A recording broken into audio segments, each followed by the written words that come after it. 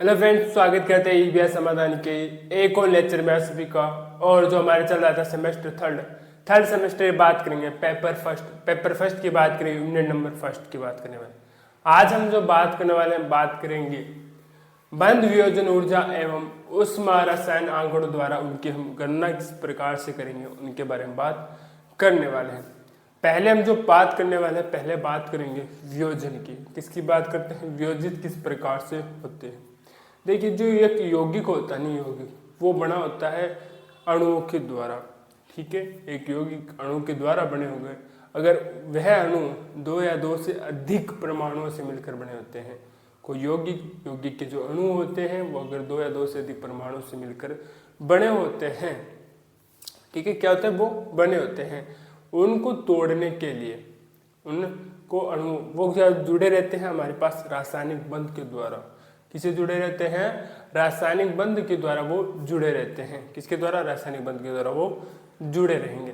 किसी तंत्र की अगर हम बात करते हैं अणुओं की, और अणुओं के बाद हम बात करें अपेक्षा उनके टुकड़ों की, क्या होती है? ऊर्जा व एंथैल्पी अधिक होती है। क्या होती है? ऊर्जा व एंथैल्पी उनकी अधिक होगी।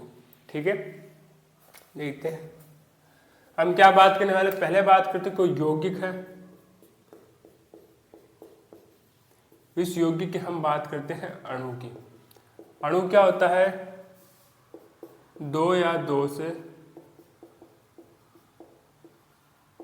से अधिक परमाणुओं से मिलकर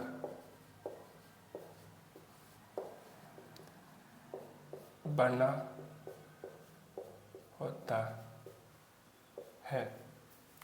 ठीक है, क्या होता है? दो या दो से अधिक परमाणुओं से मिलकर ये बना होता है। कौन? अणु। ठीक है, और ये जो अणु होते हैं ना, अणु ये किसके द्वारा जुड़े रहते हैं आपस में? रासायनिक बंध के द्वारा।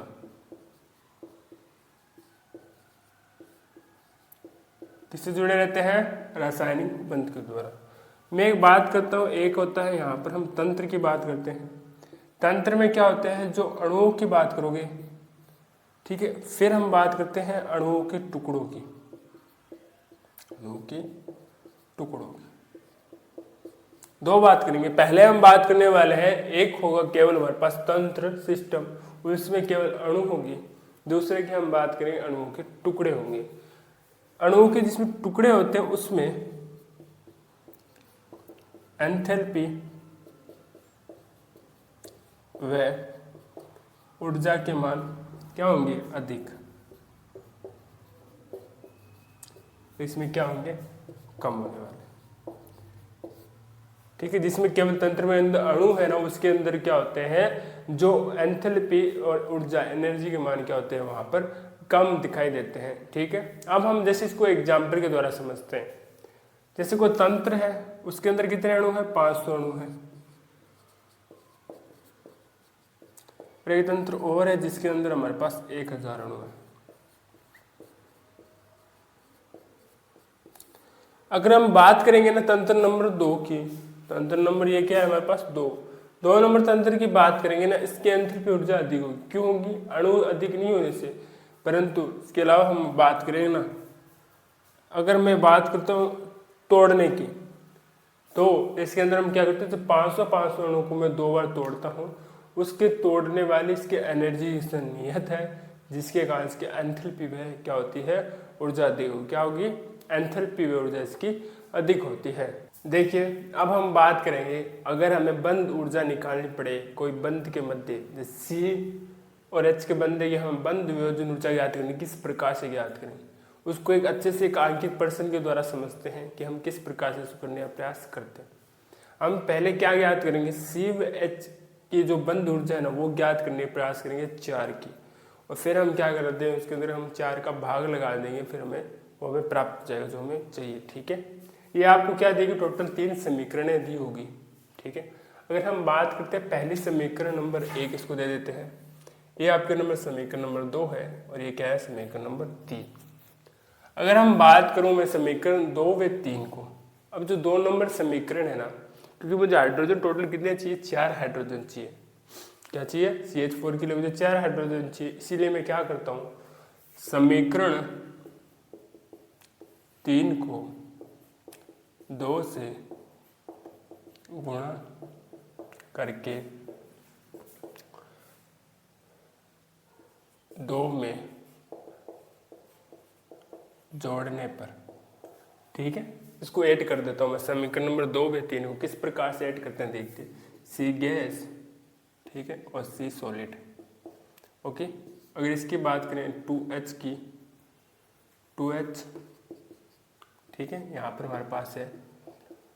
ओके, यहाँ पर जो एनर्जी है टोटल वो है 78 पॉइंट, ये हो गया हमारे पास 4, ये हो गया 2, क्योंकि 2 से गुणा किया हमने। इसकी बात करेंगे हमारे पास 718.56 किलो जूल। अगर इसकी बात करें, अगर इसको मैंने क्या किया, 2 से गुणा किया है, 2 से गुणा करोगे तो इसको देखिए यहाँ पर आ जाता है 6, 1 6, 2, 3 दूनी 6 और 1 7, और यहाँ पर आ जाता है 8। इस प्रकार से आ गया। मुझे क्यों इसको ऐड करना है, तो ऐड करने के दौरान ये दोनों ये भी ऐड होने वाले हैं, ठीक है। इसको ऐड कीजिए C और 4H, इसको भी ऐड करते हैं हम H2H2। इसको जब ऐड किया जाता है तो हमारे पास आएगा, जब इसको ऐड करते हैं, ये माइनस के आने वाला टोटल एंथैल्पी, ठीक है, ऐड करोगे तो आता है हमारे पास 2, ठीक है, 2 आने के बाद हमारे पास आता है 7, 0, 8 और 1 9 और 14 और 1 आता है 1590, इतना था 1590 पॉइंट बहुत आता है, ठीक है। ये हमारे पास समीकरण नंबर आ चुकी है 4। अब कुछ नहीं करना, समीकरण 4 व 5 को उन्हें जोड़ देते हैं। समीकरण 4 व 5 को जोड़ने पर ऐड कर दीजिए समीकरण 4 व 5 को। जब समीकरण को हम ऐड करते हैं हमारे पास आता है, पहले ये लिख लीजिए, फिर हम लिख लेते हैं सॉलिड, फिर गैस और 4H, फिर हम लिख लेते हैं CH4 गैस, फिर इसको लिख लेते हैं सॉलिड और 2H2, ठीक है। और जब इसको ऐड किया जाता है यहाँ पर ऐड कर देते हैं इसको, जब आप ऐड करोगे तो यहाँ पर आता है 9 जोड़ना है आपको 1 है, ठीक है। जब 9 1 को इसके साथ ऐड करते हैं हमारे पास आता है 3 और हमारे पास आता है 6, फिर हमारे पास आता है 1 5, फिर हमारे पास आ जाता है इसमें 6, फिर आ जाता है हमारे पास 1 6। अब देखिए इससे कुछ क्या होता है, पद करते हैं, ये वाला पद यहाँ से कैंसिल आउट हो जाएगा, क्योंकि एक जैसा पद है, ये पद भी कैंसिल आउट हो जाएगा यहाँ से और यहाँ से, ठीक है। यहाँ पे क्या बचता है C गैस 4H, यहाँ पर CH4, ठीक है। और बस डेल्टा H की वैल्यू क्या जाती है यहाँ पर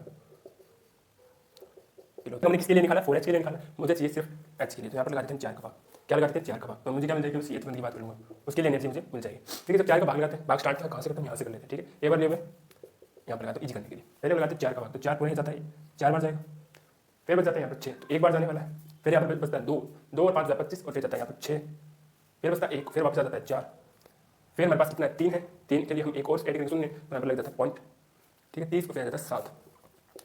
अगर हम बात करें यहाँ पर हमें लगाना हो, कितना लगाना हो, पॉइंट लगाना है हमें, कितना लगाना है 2 के बाद, तो एक और लगा दीजिए यहाँ पर,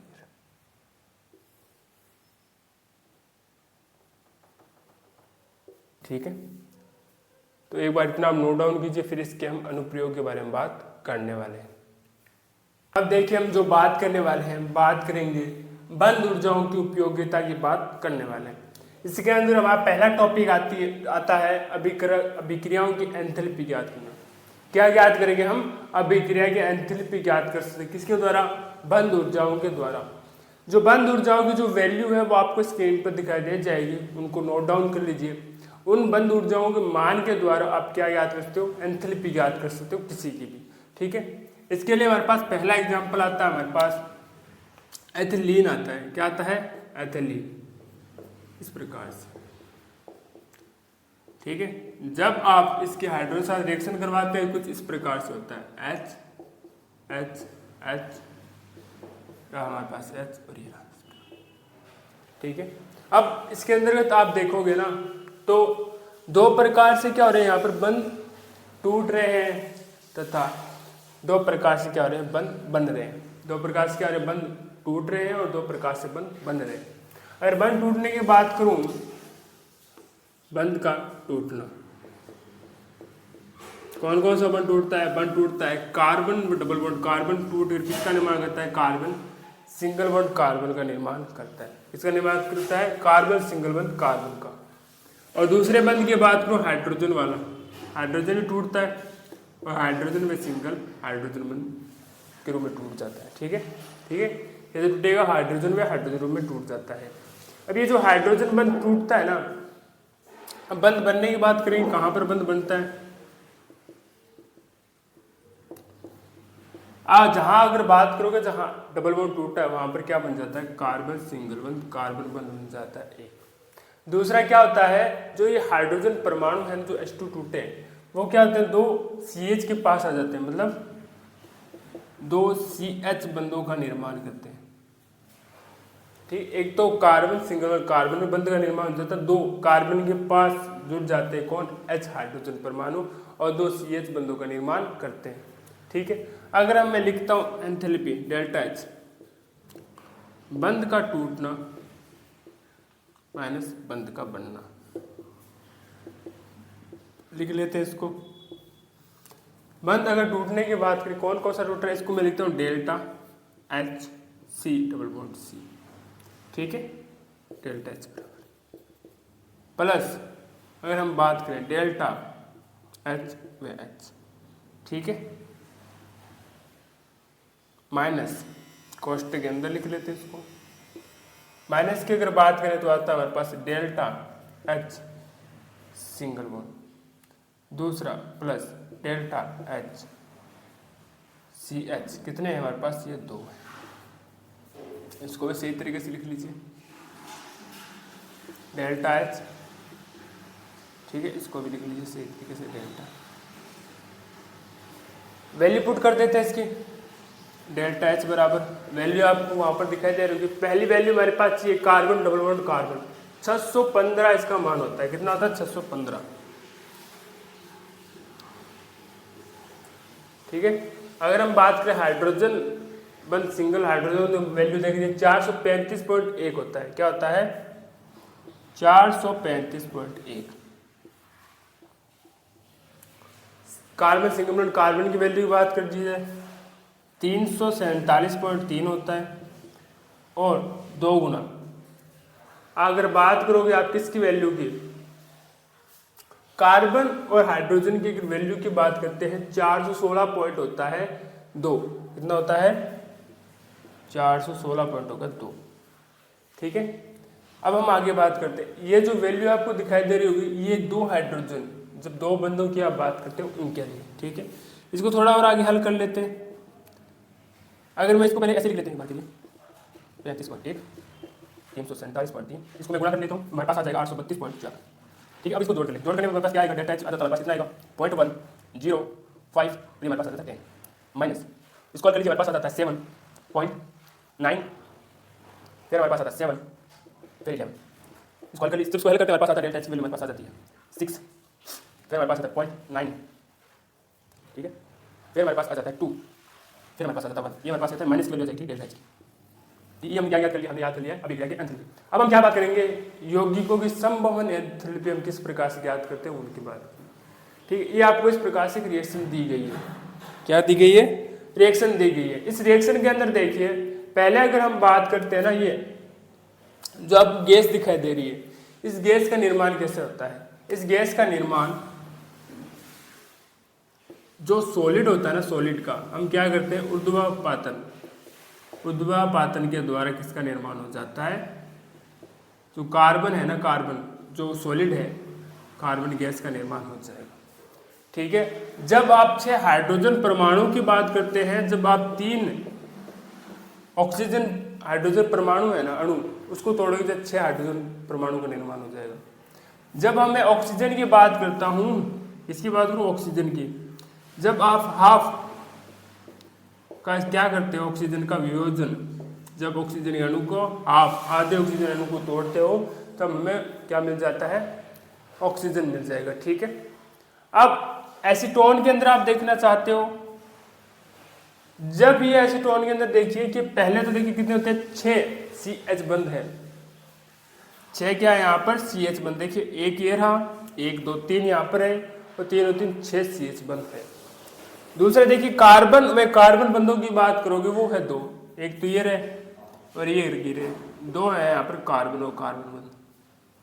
तीसरा इसके अंदर देखते हैं, एक है C व O बंध, एक क्या है यहाँ पर? C और O बंध। ठीक है, और सभी आपको वैल्यू यहाँ पर दिखाई दे जाएगी, नोट डाउन कर लीजिएगा। पहले करते हैं हम क्या करते हैं, इसको हल, फिर इससे इसको माइनस कर देंगे और हमें संभावना एंथैल्पी मिल जाएगी। पहले मैं बात करता हूँ 3, कार्बन की बात करने वाले, तो 3 डेल्टा एच कार्बन गैस की बात कर लेंगे, ठीक है। फिर प्लस कितने तोड़ने वाले थे हम, 3 हाइड्रोजन परमाणु को, 3 डेल्टा एच एच व एच। फिर हम बात करेंगे हाफ डेल्टा एच व ओ और ओ, ठीक है। फिर इसको कोष्टक के अंदर बंद कर लीजिए। फिर हम बात करते हैं माइनस की, 6 सी एच बंद की बात करोगे, 6 डेल्टा एच सी व एच प्लस। अगले हम बात करें कार्बन में कार्बन बंद की, 2 कार्बन में कार्बन बंद है डेल्टा एच। फिर हम बात करें एक हमारे पास क्या है, डेल्टा एच सी व डबल बॉन्ड को। सभी की वैल्यू पुट कर देते हैं। पहले पुट करते हैं वैल्यू 3 गुणा कार्बन गैस की बात करूँ क्या आता 719.6, फिर आता 3 गुणा हाइड्रोजन की बात करूँ 435.1, फिर हाफ ऑक्सीजन की बात करूँ 489.5, इसको भी कोष्टक के अंदर बंद कर दीजिए। फिर करते हैं माइनस 6 इंटू सी एच बंद की बात करूँ 416.2, ठीक है, प्लस 2 गुना कार्बन कार्बन की बात करते हैं 347.3 और 711.3, ठीक है, ये हमारे पास वैल्यू आ चुकी है। अब हमको क्या करना है, इसको गुणा करना है। पहले गुणा करते हैं इसको 3 के साथ, हमारे पास आता है 8, फिर 3 को हम कर देते हैं 9 के साथ, 9 3 हमारे पास होता है 27 और हमारे पास होता है 28, फिर 8 2 बचते हैं 6 और 2 8, फिर हमारे पास कितना आता है, सॉरी पहले हमारे पास आता है 8, फिर आता है 1 9 3 27 27 और 28 बचते हैं 2 3 और 2 हमारे पास होते हैं 5 और हमारे पास 21 प्लस इसको गुणा करके हमारे पास आता है 3 5 9 और 1 10 0 12 और 1 13 प्लस भाग दीजिए 2 के अंदर, 2 के अंदर इसका भाग दोगे इसके अंदर भाग दोगे कितना आएगा, पहले दे देते हैं इसके अंदर भाग, हमारे पास आता है 2 4, इसमें भाग दोगे हमारे पास वापस आता है 4.15 आ जाता है 7.5, फिर ठीक है। इसको लेते हैं 6 7 गुना 8 सॉरी 12 2 37 37 फिर 3 6 3 9 और ये 24, इसको 2 से कर लीजिए 6 14 8 और 1 9 और 6 711.3, ठीक है। इसको आगे कर जोड़ लेते हैं इसको, पहले अगर हम ऐड करते हैं इनको, ऐड करने हमारे पास आता है 5, फिर अगर हम जोड़े इसको 10 और 8 18 8, फिर बचता है हमारे पास 1 9 और 8 सॉरी 9 और 1 10 10 और 1 18 8 वापस आ जाता है 1 1 और हमारा बचता है यहाँ पर 5 5 और 5 जाता है 10 0, फिर बचता है 1 3 और 3 6 6 और 1 हो जाता है 7, फिर हमारे पास आता है 3 माइनस आगे करके हमारे पास आता है 3 और हमारे पास 9 और 2 11.1, ठीक है। एक हमारे पास आता है, आगे देखते हैं ये हमारे पास 1 और 9 10 9 1 और हमारे पास ये 5 5 और हमारे पास आ जाते हैं 7 5 और 7 12 और 1 13 3 आ जाते हैं, ठीक है। आंसर हमारे पास बचती है 1 या 1 10 10 और 1 हमारे पास 11 11 9 हो जाते हैं 20, 2 हमारे पास रहते हैं 7 और 6 7 से 13 13 हमारे पास हो जाती है 13 13 और 2 हमारे पास होते हैं 15 15 और 4 जाते हैं हमारे पास 19 और फिर हमारे पास जाता है 3, ठीक है। थोड़ा स्क्रॉल करते हैं तो हमारे पास आ जाता है उत्तर पॉइंट, इसको घटाएं इससे इसको घटा देते हैं, अगर इसको इससे घटवाएं 39.03 माइनस 1 37.8.85, ठीक है। 5 आ जाता है 0 2 आ जाएगा 12, फिर बचते हमारे पास 4 9 8 और 1, हमारे पास कितना बचता है माइनस का 154.25। ये हमारे क्या निकल गया, संभवन एंथैल्पी क्या निकल चुकी है, संभवन एंथैल्पी। तो एक बार इतना हम नोट डाउन कीजिए, आगे के टॉपिक को कवर करते हैं। हम बात करें तो अगर हम क्या करते हैं, बंद ऊर्जाओं के द्वारा क्या याद कर सकते हैं, अनुनाद को भी ज्ञात कर सकते हैं। इसको याद कर सकते हैं, अनुनाद को भी ज्ञात कर सकते हैं। इसके लिए हम क्या करते हैं, कुकेल नाम के वैज्ञानिक थे, उनने बेंजीन संरचना दी, उसके बारे में बात करते हैं।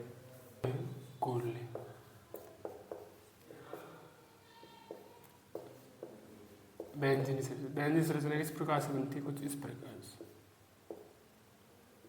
ठीक है, इस प्रकार से, ठीक है। इसके अंतर्गत आपको क्या देखने मिल जाता है, इसके अंतर्गत 3 तो देखिए 1 2 व 3 तो कार्बन में कार्बन सिंगल बंध है, 3 ही बात करेंगे कार्बन डबल कार्बन बॉन्ड है। और अगर हम बात करते हैं 3 6 या इसके अंदर क्या हो, CH बंद है, क्या है, CH बंद है। अब हम इसकी क्या करते हैं, बंधन ऊर्जाओं से इसका मान ज्ञात करते हैं। अगर CH बंद हो जाएगा, इसका मान याद करें 3 डेल्टा H सी/सी 3 है, ये वाले 3 delta SC double bond C 6 SC, ठीक है। वैल्यू पुट कर देते हैं। कार्बन सिंगल बॉन्ड कार्बन की वैल्यू कितनी है 347.3। कार्बन डबल बॉन्ड कार्बन की बात करोगे आप है वैल्यू उसकी 615। 6 हाइड्रोजन व कार्बन के मध्य बंध की मान वो है 416.2। वैल्यू याद करते हैं, पहले इसका कर लेते हैं गुणा, 3 से गुणा कर दीजिए 9 21 2 8 फिर 12 और 2 14 1 9 1 10 0 15 4 18 12 37 9 और 24। इसको ऐड कर लेते हैं, ऐड करने हमारे पास आता है 1, ठीक है, आ जाता है 4। और अगर हम बात करें 7 12 13 14 फिर 1 10 14 और 4 18 5 13 जाता है। और इसकी हम बात ये तुमने मान ज्ञात किया और इसका प्रायोगिक मान सैद्धांतिक मान कितना होता है 1। फिर इसको थोड़ा हल करेंगे 0, ठीक है, 1 5 और इसकी वैल्यू अगर बात करोगे ना, जैसे जो हमने मान ज्ञात किया है और इसका जो प्रायोगिक सैद्धांतिक मान और हम प्रायोगिक मान करेंगे, जो क्या है ये प्रायोगिक मान,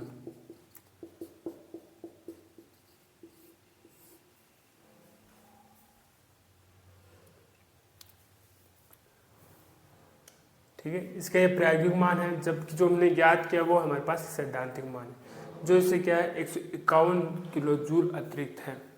जिसका जो प्रायोगिक मान है वो सैद्धांतिक मान से क्या होता है 151 जूल अधिक है, या कह सकते हो जो हमने मान ज्ञात किया उससे 151 जूल कम इसका मान होता है, ठीक है। तो इसके द्वारा हम क्या ज्ञात कर सकते हैं, इनके द्वारा हम बंद ऊर्जाओं को ज्ञात कर सकते हैं।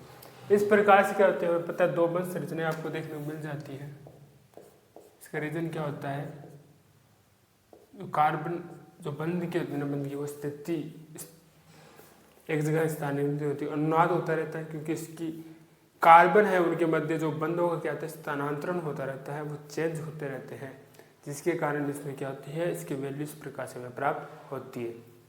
हम जो पढ़ने वाले हैं इस यूनिट का अंतिम हमारा टॉपिक है एंथैल्पी पर ताप पर निर्भरता या किरचॉफ समीकरण पढ़ने वाले हैं। अब देखते हैं ये ताप का नियम क्या होता है। इस नियम के अनुसार क्या होता है कि जो हम अभिक्रिया ऊष्मा की बात करते हैं ना, वो किस पर डिपेंड करती है, किस पर निर्भर करती है, ताप पर निर्भर करती है, ठीक है। क्या होते हैं हम अभिक्रिया ऊष्माओं का मान ताप के द्वारा निकाल सकते हैं, ठीक है। अगर हम बात करें कैलोरीमीटर या मानक सारणी की बात, वहाँ पर हम 25 डिग्री सेल्सियस पर अभिक्रिया ऊष्माओं का मान ज्ञात कर सकते हैं, परंतु 25 डिग्री अलावा कोई ताप आ जाए तो इसके लिए अगर दूसरा कोई ताप आ जाए 25 डिग्री अलावा, तो हमें ताप ऊष्मा में एक संबंध होना चाहिए। यही संबंध हमें किसके द्वारा ज्ञात होता है, किरचॉफ के जो इक्वेशन है समीकरण है उसके द्वारा हमें पता चलता है, ठीक है। देखिए अभिक्रिया ऊष्मा का मान किसे ज्ञात कर सकते हैं, अभिक्रिया ऊष्मा मान ताप के द्वारा, ठीक है। अगर हम आगे और बात करें अर्थात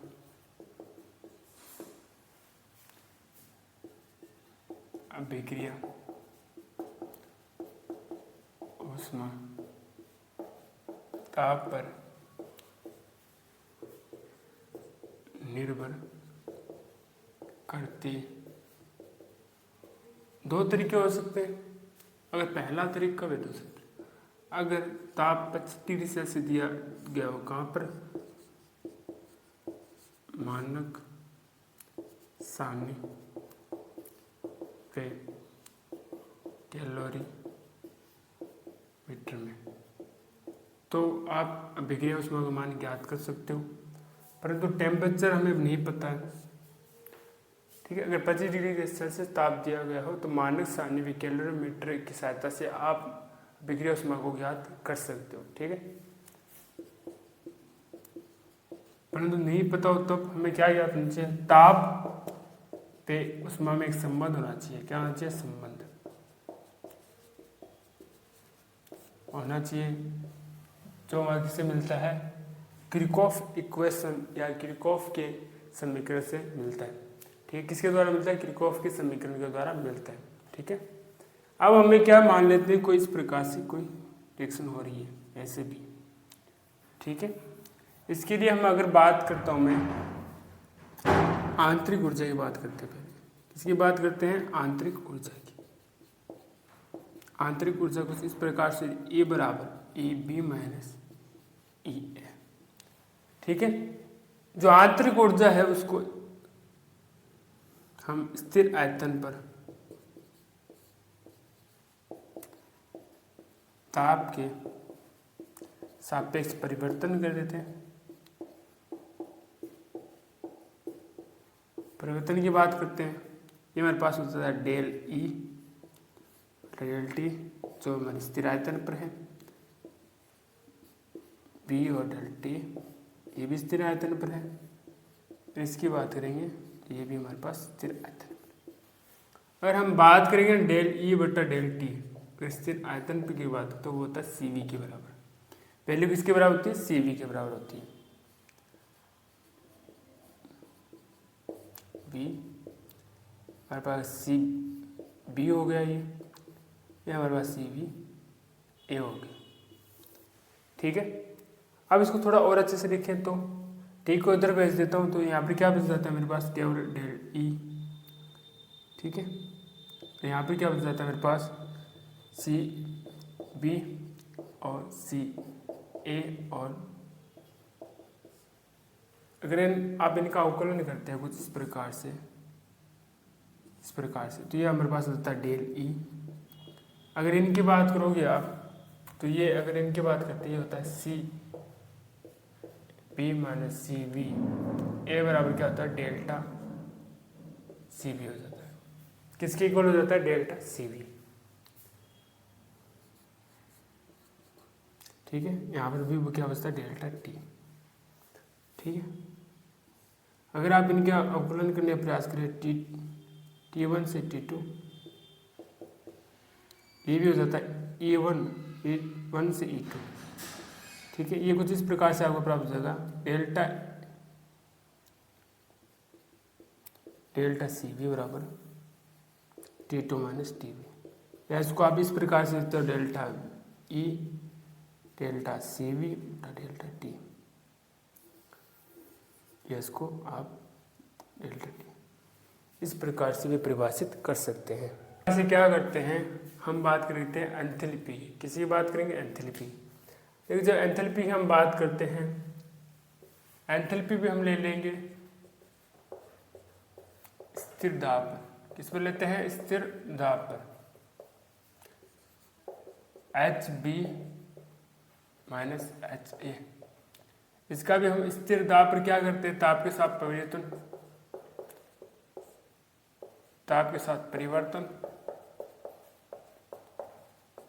करवाते हैं, तो हमारे पास डेल्टा एच डेल्टा टी स्थिर दाब पर, एच बी स्थिर दाब पर, ये भी मेरे पास क्या आ जाता है, स्थिर दाब पर।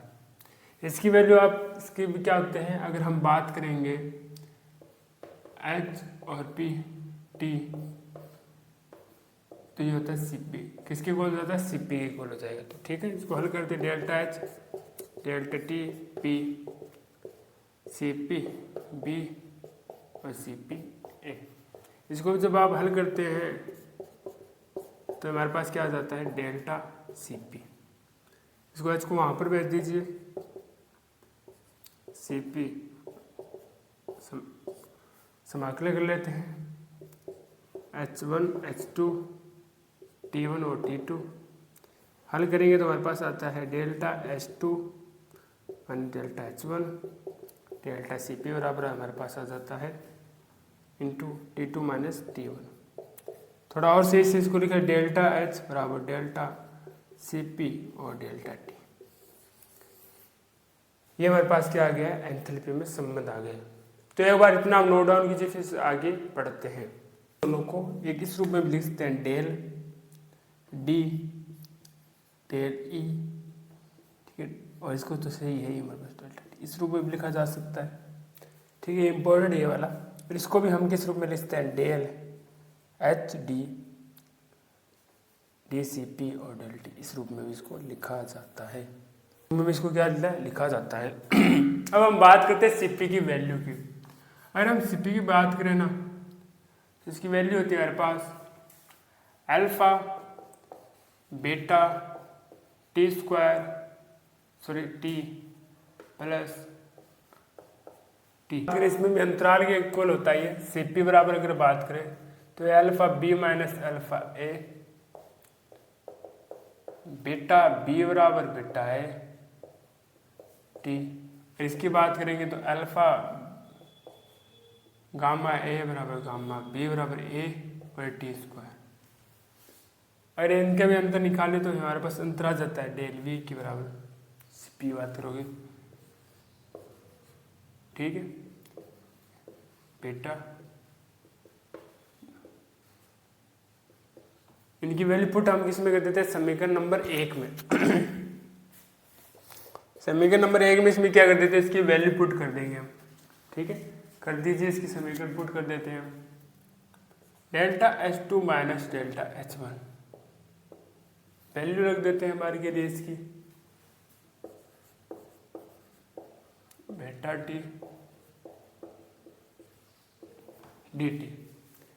वैल्यू पुट करने के बाद में इसको हल करते हैं, पहले कर देते हैं इनका समाकलन। इसका करेंगे तो इसका क्या आएगा हमारे पास, टी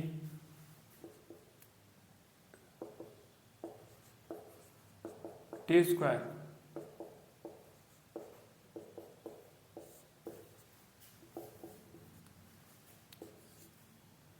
मान रख देते हैं इसमें टी, ठीक है, यहाँ पर अगर बात करें T1 से T2, वैल्यू पुट करने के बाद मान रखते हैं इसके अंतर्गत डेल्टा H2 डेल्टा H1, ठीक है। इसकी बात करें अल्फा T1 से T1 T2 ए बटा 2 delta B T1 minus T alpha 3 cube. इस जो H1 है ना, इसको इधर लेके चले जाते हैं, डेल्टा H2 बराबर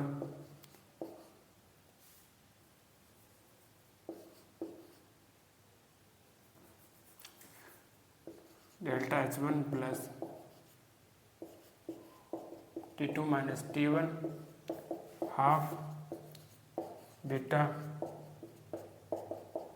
क्यूब गामा,